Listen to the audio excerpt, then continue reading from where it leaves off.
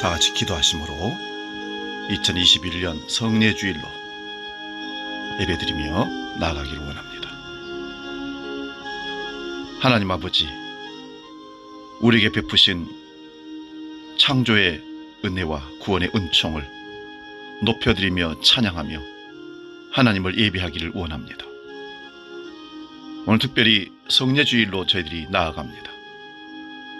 주님이 베푸신 성찬을 함께 베풀며 주님의 몸과 피에 함께 참여하기를 원합니다. 새 언약의 성취를 경험할 수 있도록 성령이 우리를 이끌어 주옵소서. 한 사람 한 사람, 모든 사람들이 하나님의 기쁨이 되기를 원합니다. 십자가의 사람 되기를 원합니다. 그리스도의 몸된 교회의 일원이 되기를 원합니다. 주님의 사명을 일생 감당하며 나아가기를 원합니다. 오늘 우리가 드리는 찬송과 기도와 헌물이 하나님의 가장 소중한 기쁨, 그 예배가 되게 하여 주시옵소서. 성령을 강력히 의지합니다.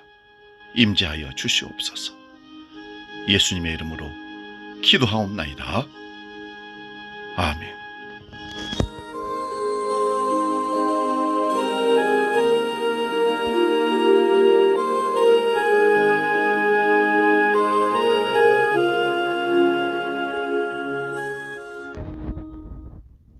우리 경배 찬양 십자가 그 사랑, 그리고 정결한 마음 주시옵소서 함께 찬양하며 나아갑니다.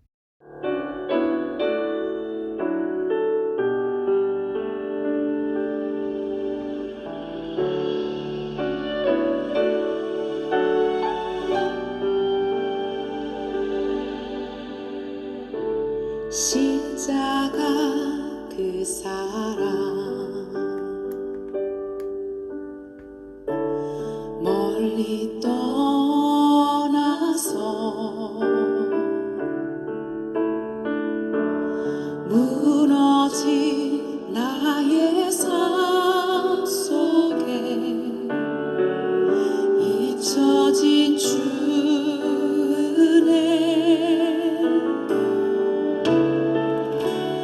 돌 같은 내 마음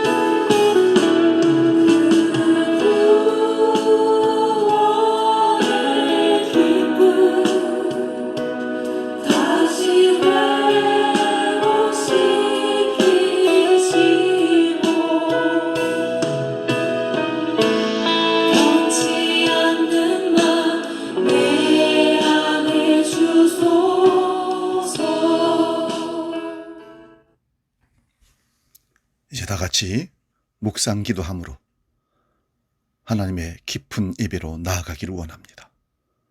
주여 나를 받아 주시옵소서. 정결한 마음으로 하나님을 예배하게 하여 주옵소서. 하나님을 기쁘시게 하는 예배가 될 수 있도록 하나님을 바라볼 수 있는 귀한 능력의 시간으로 함께하여 주옵소서. 기도하며 나아갑니다. 묵상 기도합니다.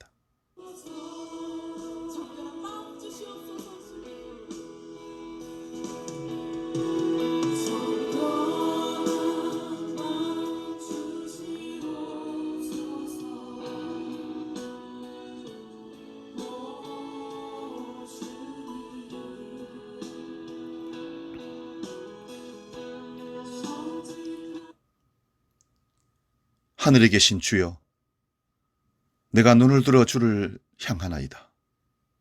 여호와 우리 하나님을 바라며 우리에게 은혜를 기다리나이다. 우리가 아직 죄인 되었을 때에 그리스도께서 우리를 위하여 죽으심으로 하나님께서 우리에 대한 자기의 사랑을 확증하셨느니라. 아멘. 우리 죄를 속하시고 영원한 생명을 주시기 위해 십자가를 지신 주님께 경배드리며 나아갑니다. 자신을 십자가에 못 박는 자들까지도 용서하셨던 그 크신 사랑을 기억하며 나아갑니다. 철저하게 자기를 부인하고 성부 하나님께 순종하여 십자가를 지심으로 우리 죄를 사하신 그 사랑을 기억하며 그리스도 예수를 바라보며 나아갑니다. 이 시간 성례 주일 예배로 온 마음과 정성을 다하여 나아가는 주의 백성들을 기억하시고 성령이여 우리에게 충만케 임하시어 주님의 희생과 순종과 길단이 우리에게도 일어날 수 있도록 역사하여 주시옵소서. 이 예배가 온전히 하나님께만 드려지기를 간절히 소원하면서 우리의 영원한 구원 주신 재림의 주 예수 그리스도의 이름으로 기원하옵나이다. 아멘. 계속해서 기도할 때 우리가 하나님 앞에서 사람들 앞에서 지었던 죄와 허물을 고백하는 참회 기도를 아버지 앞에 올리기를 원합니다. 예수 십자가 앞에 어떤 죄든 정직하게 고백하며 올려드리며 우리 하나님은 용서로 사랑으로 다가오십니다. 함께 참회 기도합니다.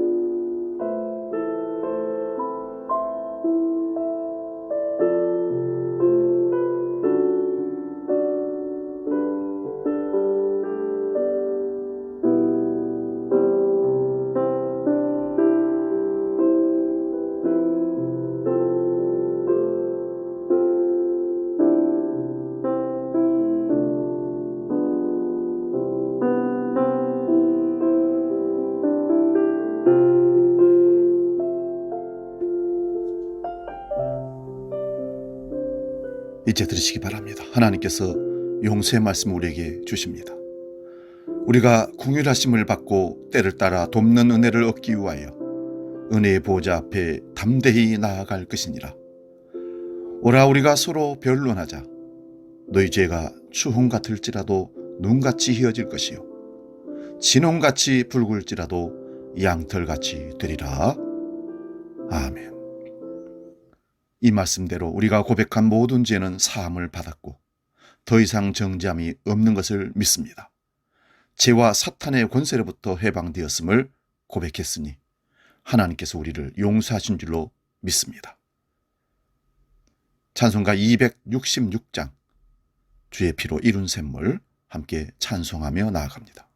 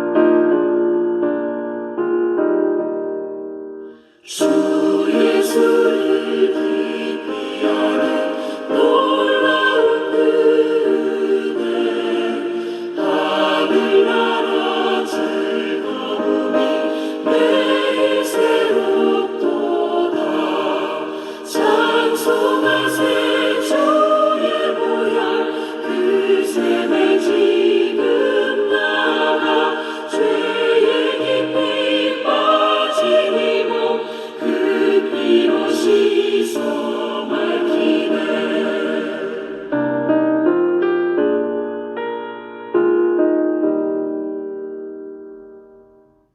오늘 성례주를 우리에게 주신 하나님 말씀은 신약성경 고린도전서 11장 23절에서 26절까지 말씀입니다. 신약성경 277면에 있습니다. 고린도전서 11장 23절에서 26절 봉독할 때 살아계신 주님의 음성을 들을 수 있기 바랍니다. 봉독합니다.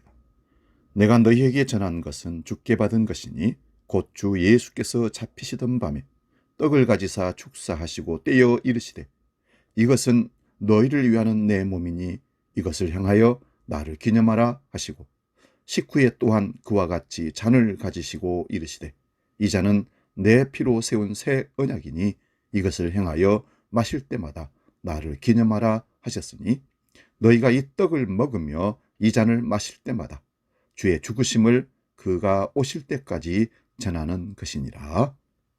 아멘. 오늘 봉독한 말씀으로 은혜를 기념합시다. 이런 제목으로 은혜를 나눕니다. 은혜를 기념합시다. 어느 날 벳세다 들녘에서 물고기 2마리와 보리떡 5개로 장정만 5,000명을 먹이시고 12강줄의 부스러기를 거둔 기적의 현장에서 예수님은 제자들과 무리들에게 이렇게 말씀하십니다. 너희는 내 살을 먹고 내 피를 마셔야 하리라.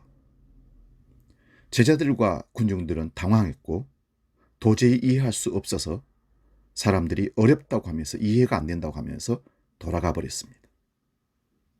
이 말씀에 쉽게 아멘할 수 있는 사람은 없습니다. 왜냐하면 이 세상 이론과 지식과 경험으로는 도저히 받아들일 수 없는 말씀이기 때문에 그렇습니다. 여러분, 이 세상 이론과 지식과 경험을 가진 사람은 절대로 사람의 살을 먹거나 피를 마실 수 없습니다. 원수도 사랑하라. 내 이웃이 줄이거든 목마르거든 마시우게 하라. 내 이웃이 너에게 겉옷을 달라면 속옷도 주어라 하시면서 형제의 사랑을 강조하신 예수님께서 지금 자신의 살을 먹고 피를 마시라고 말씀하시는데 어떻게 이 말씀을 이해하고 믿고 따르겠습니까? 예수님은 잡히시던 전날 밤에 제자들에게 유월절 만찬을 베풀면서 이렇게 말씀하십니다. 누가복음 22장 19절입니다. 떡을 가져 감사 기도하시고 떼어 그들에게 주시며 이르시되 이것은 너희를 위하여 주는 내 몸이라. 너희가 이를 행하여 나를 기념하라. 성경에는 중요한 의미를 알리기 위해서 상징을 많이 사용합니다. 주님이 나를 기념하라 하시면 상징의 의미를 깊이 생각하라 이런 의미입니다. 즉 인류 구속을 위해 십자가에 찢기신 살과 흘리신 피를 잊지 말라 하심이 그 떡 속에 그 포도주 속에 상징적으로 들어있다는 말씀입니다. 예수님을 만나 변화를 받은 바울은 이렇게 기념하라는 이 말씀을 그대로 믿고 받아들여서 오늘 본문에서 이것을 기념하라 합니다. 여러분, 신앙의 삶을 지속하려면 은혜를 기념하는 삶을 계속 살아내야 합니다. 오늘 예수님은 이 성찬을 통해 우리가 누구인지 그리고 왜 사는지 어떻게 살아야 하는지를 확실하게 알게 하시려고 하십니다. 그래서 우리에게 내 살과 내 피를 먹으라고 하시고 마시라고 하시면서 주님 다시 오실 때까지 이것을 기념하라고 하십니다. 인간은 망각하는 존재라고 봅니다. 쉽게 은혜를 잊어버리고 배은망덕한 삶을 살기도 합니다. 그래서 옛말에도 원수는 물의 색이고 은혜는 돌의 색이라는 말도 있습니다. 원수는 잊어버리고 은혜는 잊지 말라는 의미입니다. 여러분, 성찬의 가장 중요한 의미는 나를 기념하라는 주님의 명령에 있습니다. 기념이라는 말은 기억하여 감사한다는 의미를 가지고 있습니다. 기억하여 감사하는 삶이 신앙의 삶입니다. 하나님의 은혜를 기억하고 주님의 희생과 사랑을 기억하고 감사하는 것이 기념하는 것입니다. 은혜로 살기 위해서 우리는 주님의 은혜를 항상 기억하여 감사하는, 기념해야 합니다. 우리가 누리는 모든 것이 하나님의 은혜이므로 우리가 누리는 모든 것들에 대해 항상 감사드리는 것이 은혜로 사는 것입니다. 특별히 하나님의 창조에 오묘하신 섭리와 구속의 은총을 항상 기념하며 살아야 하는 것을 잊지 맙시다. 그래서 우리 신앙의 기초가 무엇이냐고 묻는다면 창조의 신앙과 구속의 신앙입니다. 태초에 하나님이 천지를 창조하심을 잊어버리면 인간은 하나님 앞에 교만할 수 있습니다. 구속의 신앙을 잊어버리면 우리는 종교인으로 전락할 수 있습니다. 구약 성경에는 10계명을 주시면서 10가지 계명 중에 4번째 계명으로 안식일을 기억하여 거룩히 지키라는 명령을 주십니다. 그런데 출애굽기와 신명기에 나오는 이 안식일 계명에 대해서 2가지로 해석을 해 놓았습니다. 먼저 출애굽기 20장 8절과 11절을 봅니다. 안식일을 기억하여 거룩하게 지키라. 이는 엿새 동안에 나 여호와가 하늘과 땅과 바다와 그 가운데 모든 것을 만들고 7째 날에 쉬었습니다. 이러므로 나 여호와가 안식일을 복되게 하여 그날을 거룩하게 하였느니라. 여기 출애굽기에는 하늘과 땅과 바다 그 모든 것을 만드신 창조를 기억하여 감사하며 안식일을 지키라 하신 것입니다. 그리고 신명기 5장 12절과 15절을 봅니다. 네 하나님 여호와가 네게 명령한 대로 안식일을 지켜 거룩하게 하라. 너는 기억하라. 네가 애굽 땅에서 종되었더니 네 하나님 여호와가 강한 손과 편팔로 거기서 너를 인도하여 내었나니 그러므로 네 하나님 여호와가 네게 명령하여 안식일을 지키라 하느니라. 구원을 감사하고 예배하라는 것입니다. 구속의 은총이 여기 들어있습니다. 애굽에서 종으로 죽었던 그들을 살려내서 가나안 땅으로 인도하신 것을 우리는 구속의 은총이라고 말씀합니다. 우리를 위해 모든 것을 창조하신 창조주 하나님의 은혜를 항상 감사드리고 우리를 죄악의 죽음에서 속량하신 구속의 은총을 감사하고 은혜를 기념하며 예배하는 것이 안식일의 의미이고 주일 예배의 의미입니다. 그리고 이 예배에 꼭 기념해야 할 것이 있습니다. 그것은 본문 25절, 26절 말씀입니다. 식후에 또한 이와 같이 잔을 가지시고 이르시되 이 잔은 내 피로 세운 새 언약이니 이것을 행하여 마실 때마다 나를 기념하라 하셨으니 너희가 이 떡을 먹으며 이 잔을 마실 때마다 주의 죽으심을 오실 때까지 전하는 것이니라. 여기 새 언약에 대해서 말씀합니다. 새 언약이 있다는 것은 옛 언약이 있었다는 것입니다. 그러면 하나님께서 처음부터 새 언약으로 하시지 않고 왜 옛 언약을 주신 겁니까? 그것은 우리 인간의 죄가 무엇인지를 보여주기 위함입니다. 죄를 모르는 자는 은혜도 모르는 자입니다. 내가 부족함이 얼마나 많은지를 아는 사람이어야 다른 사람을 높여드릴 수가 있습니다. 율법은 옛 언약이고 죄를 깨닫게 하는 법입니다. 그러나 새 언약은 그것을 넘어서서 은혜로 하나님의 사랑과 은혜를 덧입을 수 있는 은혜의 법입니다. 그러므로 구약 전체를 통하여 인간이 어느 정도로 구제불능인지를 철저하게 확인시키는 것이 필요했던 겁니다. 그래서 오직 자기 아들의 피로만 의롭다함을 받게 하시는 하나님의 은총이 이 말씀 속에 들어있습니다. 예수 그리스도의 피로만 의롭다함을 받게 하시는 이것이 새 언약입니다. 이 새 언약을 오늘 본문에서는 다른 말로 표현합니다. 주의 죽으심이라고 표현합니다. 26절 뒷부분에 보면 주의 죽으심을 오실 때까지 전하는 것이니라. 그러므로 새 언약으로 구원받은 자는 주의 죽으심으로 구원받은 것입니다. 그래서 교회가 예수님 오실 때까지 기억하고 증거해야 할 것은 주의 죽으심 십자가입니다. 우리에게서 죽음이라는 단어는 잘 사용 안 나는 금기어입니다. 그래서 이런 말을 함부로 하면 어른들이 혼을 냅니다. 여러분, 교회란 주의 죽으심 안에 있어야 합니다. 주의 죽으심을 벗어나면 그것은 교회라고 할 수가 없습니다. 그래서 사도행전 20장 28절에는 교회를 하나님의 핏값 주고 사셨다고 말씀합니다. 하나님 자신이 피를 흘리심으로 교회를 만드신 겁니다. 만드실 뿐만 아니라 유지하는 것도 친히 머리가 되셔서 유지하고 있는 것입니다. 그러므로 사람의 땀과 피가 교회를 만들거나 유지하는 것이 결코 아닌 것을 기억하시기 바랍니다. 건물로, 돈으로 이루는 교회는 인간의 자랑이 나와서 주님이 주인된 교회가 될 수가 없습니다. 한국교회 비극이 여기에 있을지 모릅니다. 내가 세웠다, 이 화려한 건물을 보라 하는 순간 예수님은 없습니다. 신명기 27장 6절에 보면 하나님께서 단을 쌓을 때, 즉 제사를 드릴 때 다듬지 않는 돌로 쌓으라고 합니다. 이 말은 하나님이 창조하신 원석 그대로 가공하지 말고 자연석으로 하라 하는 것입니다. 하나님께서는 인간의 땀으로 하나님께 나올 수 없음을 분명히 말하고 있습니다. 레위기 15장에 보면 땀만이 아니라 사람의 분비물을 다 부정하게 여기셨습니다.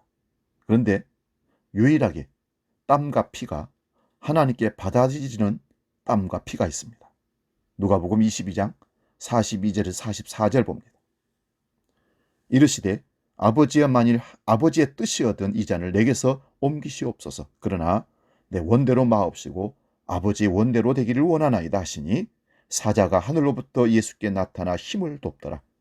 예수께서 힘쓰고 애써 더욱 간절히 기도하시니 땀이 땅에 떨어지는 핏방울 같이 되더라.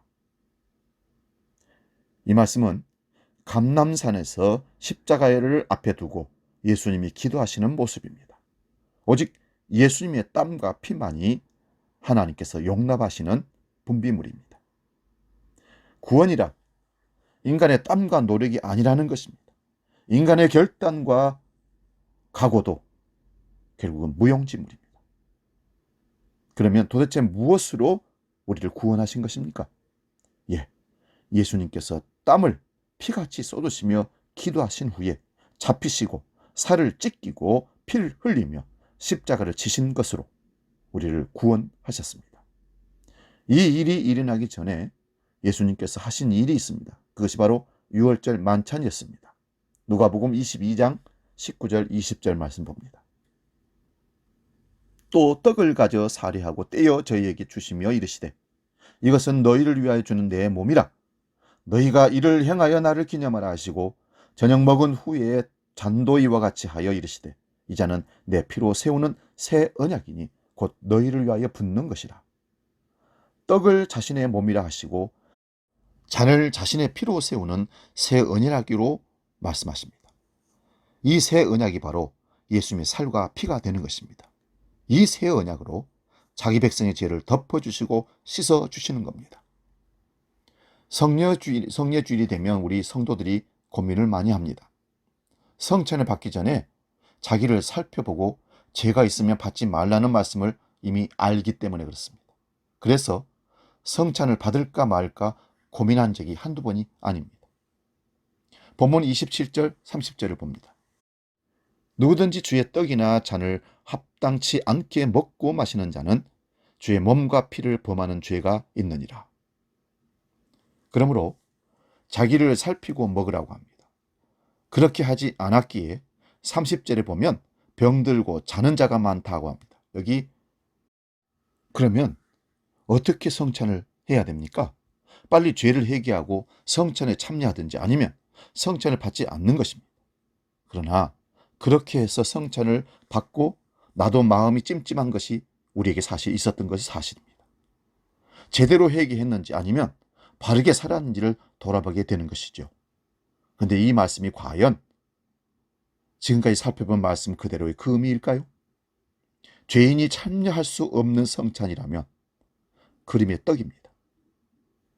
예수님께서 죄인을 위하여 자신의 살을 찢으시고 피를 흘리셨는데 죄인이 참여할 수 없고 의인만 참여하는 성찬이라면 우리에게 무슨 의미가 있겠습니까?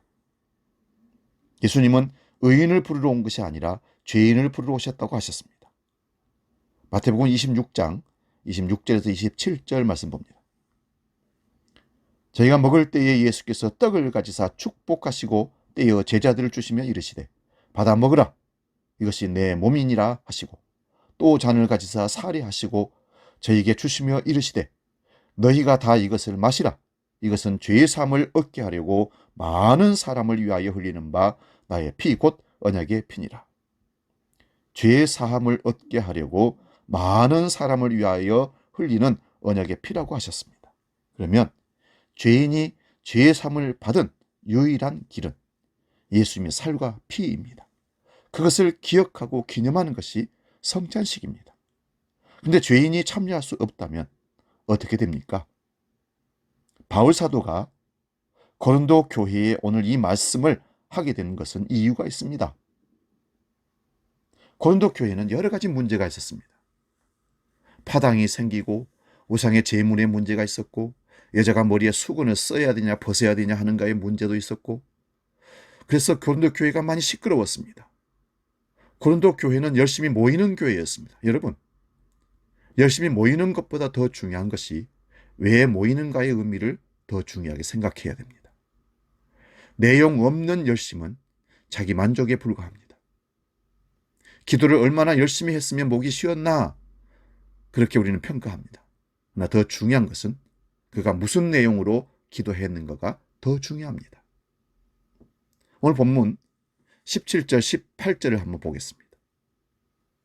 내가 명하는 이 일에 너희를 칭찬하지 아니하나니 이는 너희의 모임이 유익이 못되고 도리어 해로움이라.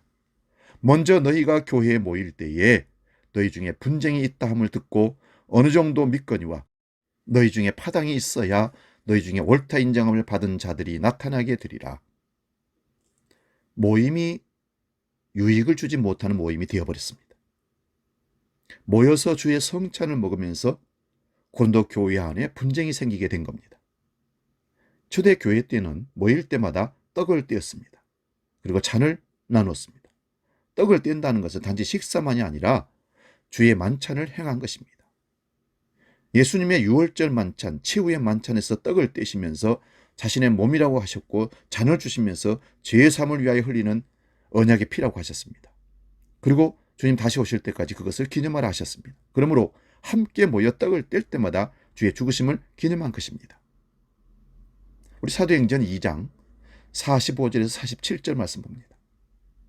믿는 사람이 다 함께 있어 모든 물건을 서로 통용하고 또 재산과 소유를 팔아 각 사람의 필요를 따라 나눠주고 날마다 마음을 같이하여 성전에 모이기를 힘쓰고 집에서 떡을 떼며 기쁨과 순전한 마음으로 음식을 먹고 하나님을 찬미하며 또 온 백성에게 칭송을 받으니 주께서 구원받는 사람을 날마다 더하게 하시니라. 사도행전 4장 32절에서 35절도 보겠습니다. 믿는 무리가 한 마음과 한 뜻이 되어 모든 물건을 서로 통용하고 제 재물을 조금이라도 제 것이라 하는 이가 하나도 없더라. 사도들이 큰 권능으로 주 예수의 부활을 증거하니 무리가 큰 은혜를 얻어 그 중에 핍절한 사람이 없으니 이는 밭과 집이 있는 자는 팔아 그 판 것의 값을 가져다가 사도들의 발 앞에 두매 저희가 각 사람의 필요를 따라 나눠 줍니로다. 여러분, 사람들이 성령의 충만함을 여러 가지로 말하지만 바로 이 모습이 성령의 충만한 모습입니다. 방언하고 뜨겁게 찬양하고 기도하는 것도 맞습니다. 그러나 성령의 충만함을 받으면 네 것 내 것이라는 개념이 사라지고 없는 자에게 내가 있는 것을 나눠주는 삶으로 바뀝니다. 자기의 것을 자기 것이라 주장하지 않고 한 마음이 되어 함께 떡을 뗀 것입니다.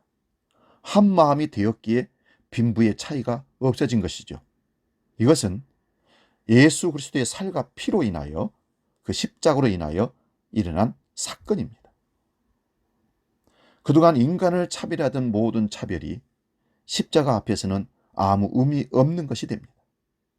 지역, 혈연, 학연, 경제적인 차별이 다 무너진 것입니다. 어디서요? 교회 안에서, 모임 안에서 말입니다. 어떤 착한 사람도 예수님의 살과 피 앞에서 자기 자랑을 할 수가 없는 것입니다. 어떤 죄인도 예수님의 살과 피 앞에서 주눅들지 않는 것입니다. 그런데 고린도 교회에서 성찬을 행할 때 하나됨을 깨는 일이 일어난 것입니다. 당시 교회란 집이 넓은 사람이 자기 집을 예배 장소로 내놓으면 그것이 교회가 되었던 것입니다. 모임이 있을 때에 부자들이 음식을 준비해 옵니다. 그리고서는 함께 모여서 떡을 떼고 잔을 나눠야 하는데 먼저 온 사람들이 먼저 다 먹어버린 것입니다. 그러니 어떤 사람은 배부르고 취하기까지 하였는데 가난하여 늦게까지 일하고 이제 온 사람들은 먹을 것이 없었던 것입니다. 음식 끝에 마음 상한다는 말이 있습니다. 그것도 주의 만찬을 기념하면서 이런 일이 벌어지니 얼마나 부끄러운 일입니까? 이것이 주님의 교회를 업신여기고 빈궁한 자들을 부끄럽게 만드는 행동이었던 것입니다. 그래서 바울 사도는 성찬의 의미를 다시 들으라고 오늘 본문을 통해서 말씀했던 것입니다. 본문 23절에서 26절을 보면 예수님은 유월절 만찬의 떡과 잔을 자신의 살과 피라 하셨습니다. 예수님은 유월절을 자신의 살과 피로서 완성하신 겁니다. 그러므로 성도란 예수님의 살과 피를 주님 오실 때까지 기념하고 증거해야 하는 것입니다.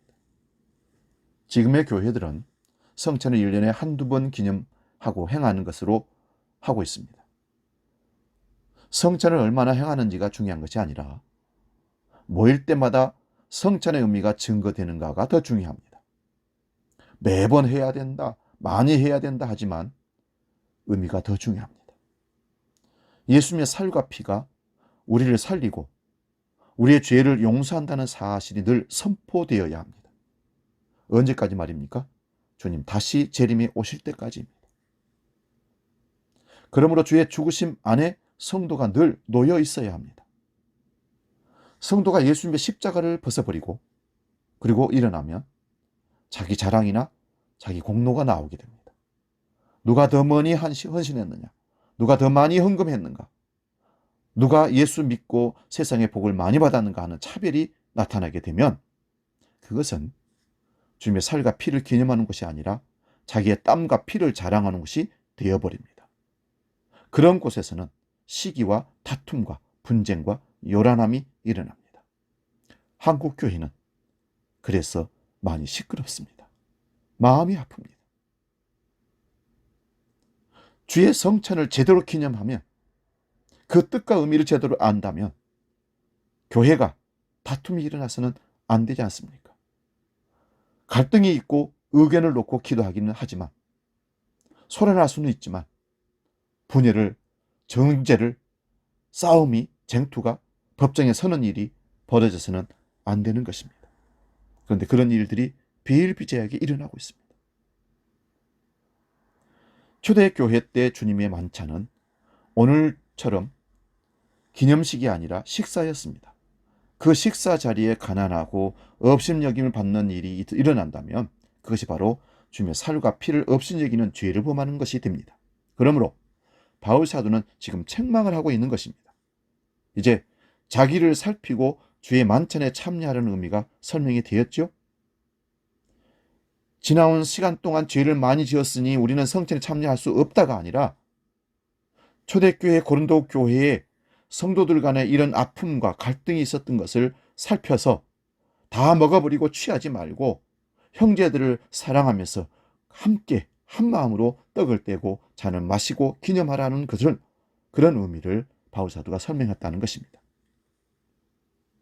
본문 27절에서 34절도 보면 주의 몸을 분별치 못하는 일에 대하여 징계가 있었습니다. 그래서 병든 자와 잠자는 자가 많았다고 했습니다. 잠자는 자란 죽었다는 말입니다. 이러한 말씀에 우리 공포를 느끼지 마시기 바랍니다. 주의 몸을 구별하지 못하는 그들에게 징계를 하시면 세상과 함께 정죄함을 면하게 하기 위한 것이란 겁니다. 징계는 살리기 위한 채찍입니다. 그러니 그 징계가 더 유익한 것이 됩니다. 오늘날도 이런 징계가 있다면 우리 이미 다 아마 죽었을 것입니다.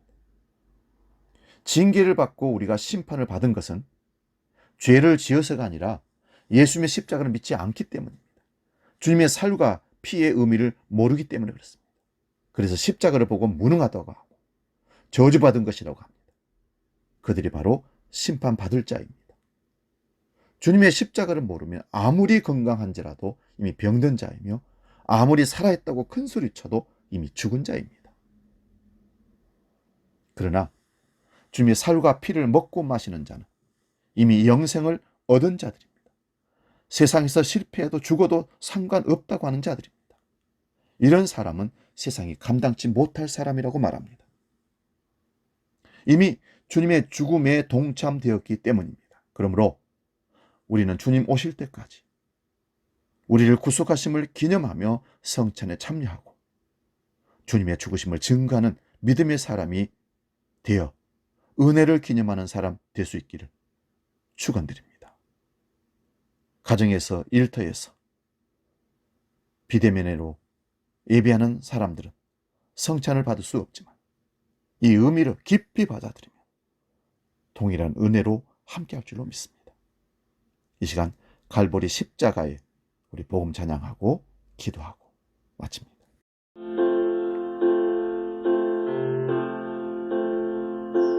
갈보리 십자가에 주님을 바라볼 때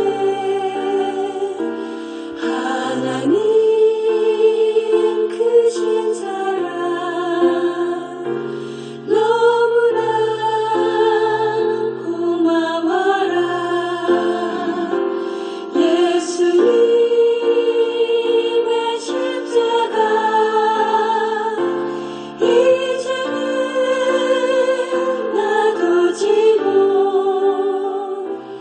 이 생명 다 바쳐서 주님을 따르리라. 우리에게 믿음과 소망을 주시며 사랑으로 세상을 이기게 하셨네. 예수님의 십자가 이제는 나도 지고 이 생명 다 바쳐서 주님을 따르리라. 기도하겠습니다. 만물의 창조 주 되시고 인류를 죄와 죽음에서 구원하신 하나님의 은혜를 감사드립니다. 하나님의 그 크고 놀라운 은총을 성찬을 통하여 우리에게 말씀하시고 성찬을 기념함으로 주님을 기억하고 감사하게 하시니 은혜 위에 은혜임을 찬양합니다. 베푸신 이 은혜를 믿음으로 삶을 나타내게 하시고 주님 다시 올 때까지 기념하는 은혜를 누리게 하여 주시옵소서. 결코 경거망동하지 않도록 주의 성찬을 기념하는 삶을 살게 해 주시옵소서. 이제는 오늘 드려진 헌금을 놓고 봉헌 기도하겠습니다. 하나님의 한량없는 은혜가 우리 마음을 감동케 하시어 오늘도 물질을 구별하여 믿음으로 봉헌합니다. 오직 우리의 마음 정성을 받으시고 강복하여 주옵소서. 양이 아니라 마음 정성과 믿음을 보시옵고 수입의 11조와 감사 헌금과 선교헌금 건축 예물을 하나하나 구별하여 드리오니 받아 흠령하여 주옵소서. 봉헌 드리는 자로 하여금 삶에서 하나님의 체험을 받는 은혜도 입게 하여 주시고, 기회를 주신다면 더 많은 것들로 하나님께 드릴 수 있는 신앙의 결단도 일어나게 해 주옵소서. 예수님의 이름으로 축복하며 기도하옵나이다. 아멘. 찬송가 317장 내 주 예수 주신 은혜 찬송하면서 봉헌하겠습니다.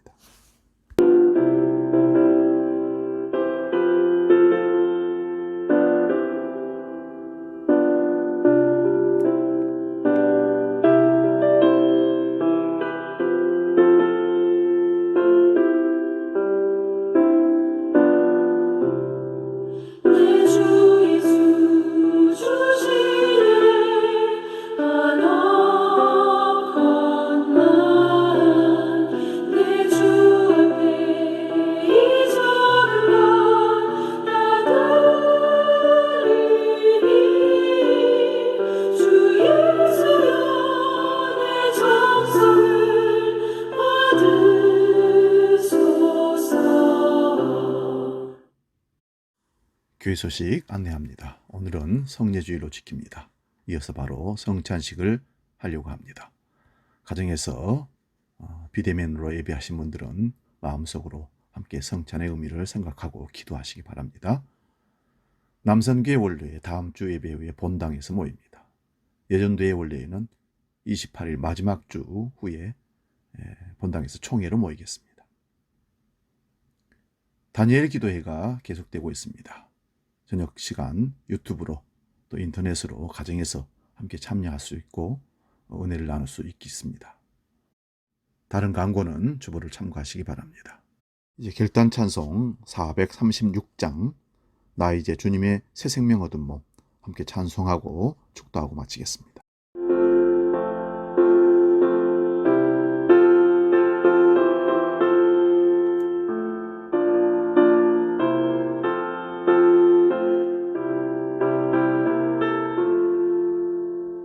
나 이제 주님의 새 생명 얻은 몸 옛것은 지나고 새 사람이로다. 그 생명 내 맘에 강같이 흐르고 그 사랑 내게서 해같이 빛난다.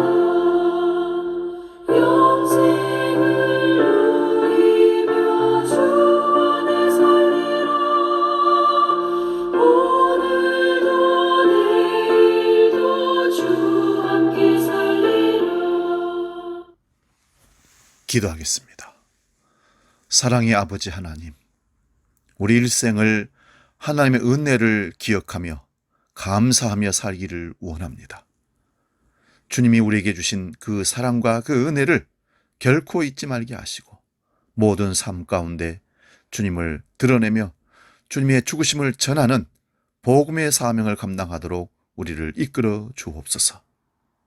이제는 우리를 사랑하셔서 자기의 몸과 피를 흘리시며 새 언약으로 우리를 구원해 주신 주 예수 그리스도의 은혜와 아버지의 독생자 아끼지 아니하시고 주신 희생적인 크신 사랑과 성령 하나님의 깨닫게 하시고 보호하시고 인도하시는 크신 역사가 오늘 하나님께 그 은혜를 감사하며 예배하는 모든 백성들 머리 위에 이제로부터 영원히 함께 하시기를 간절히 축원하옵나이다. 아멘. 또 새같이 되었고 죄인도 원수도 친구로 변한다. 새 생명 얻은 자 영생을 누리니 주님을 모신 밤새 하늘이로다. 기도하겠습니다. 살아계셔서 인간의 생사화복 주장하신 아버지, 오늘 우리에게 하나님의 은혜를 기념하는 성찬식을 베풀어 주시고 주님과 함께하는 새로운 출발을 또 우리에게 허락하심을 감사하며 한 주간의 삶을 또 시작합니다. 주님이 기념하라 하신 떡과 잔을 기억하며 어느 곳에 무엇을 하든지 그곳에서 주님과 함께 동행하는 살아있는 믿음의 삶을 살도록 우리에게 믿음과 용기와 결단을 허락하여 주시옵소서. 이제는 우리 주 예수 그리스도의 은혜와 아버지의 크신 사랑과 성령 하나님의 지키시고 인도하시고 충만케 하시는 은총의 역사가 하나님의 은혜를 기념하며 살기로 결단하며 나가는 모든 우리 주한 백성들 머리 위에, 모든 성도들 위에, 이 민족 가운데 함께 하시기를 간절히 축원하옵나이다. 아멘.